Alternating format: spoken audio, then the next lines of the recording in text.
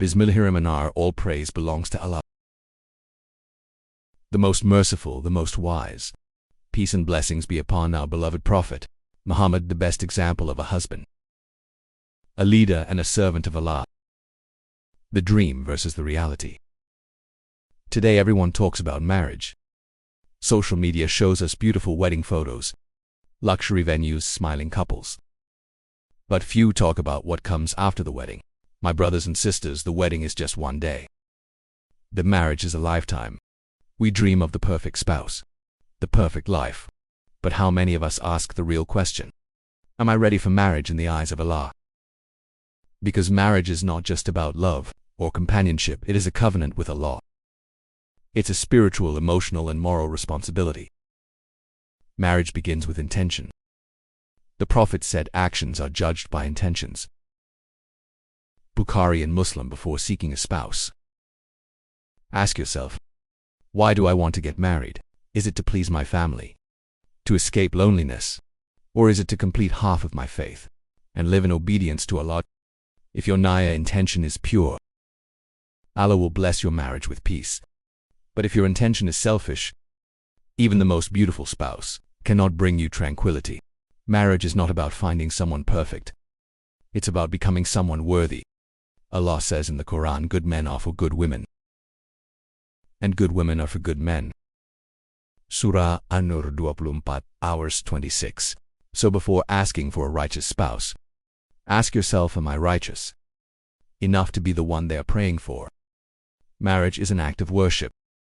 Marriage is not a worldly contract. It's an ibadah worship. When you love your spouse for the sake of Allah, you are rewarded when you feed them, support them, protect them. You are rewarded. Even a smile to your spouse is sadaqah.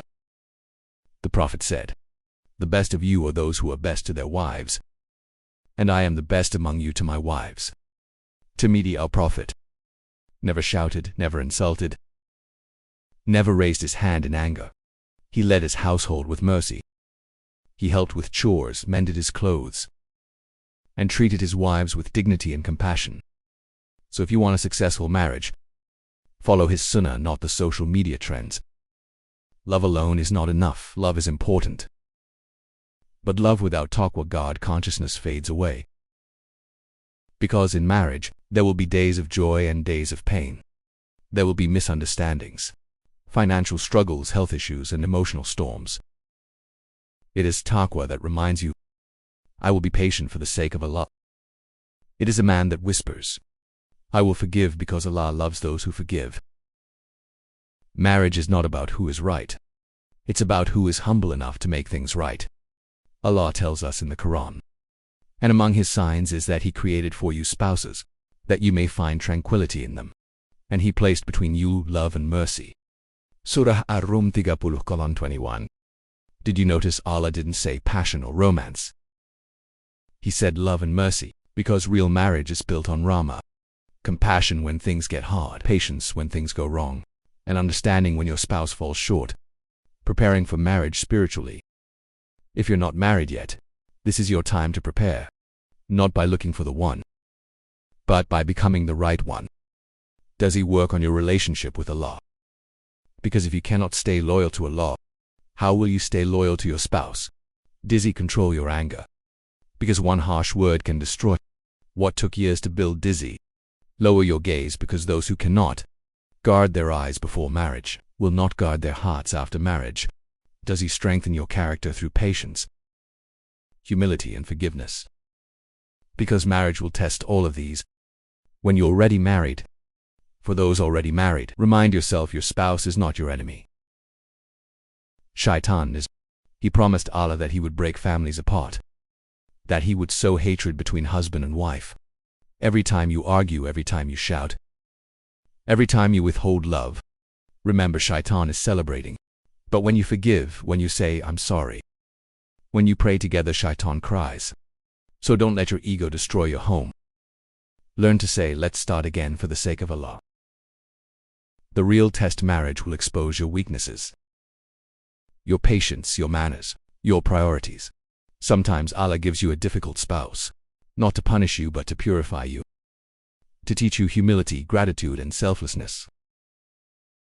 So if your marriage is struggling, don't run away, turn to Allah. Ask Him for peace, cry to Him at night. He is Al-Jabbar, the one who mends broken hearts and broken homes. Final advice: marry with taqwa. Live with mercy, my dear brothers and sisters. Remember, this marriage is not a fairy tale. It is a journey to Jannah, full of tests, sacrifices, and rewards. If you make Allah your priority, He will make your spouse your comfort. If you both pray together, cry together, and forgive each other, your home will become a garden of peace. Let your marriage be a place where your spouse finds sakina, tranquility. Not fear. Let it be a place where Allah is remembered, where salah is performed, where sins are avoided, and hearts are connected by faith. Conclusion: so before you ask, when will I get married, ask instead, am I ready to be the kind of husband or wife Allah wants me to be? Because marriage doesn't begin with finding the right person. It begins with becoming the right person. And when your heart is sincere, your intention is pure, and your trust is in Allah, then no matter how hard marriage becomes, Allah will bless it with peace and with love that lasts beyond this world. May Allah grant every single person a righteous spouse, who will be a means of mercy in this world, and a companion in Jannah. Ameen. Palms up together.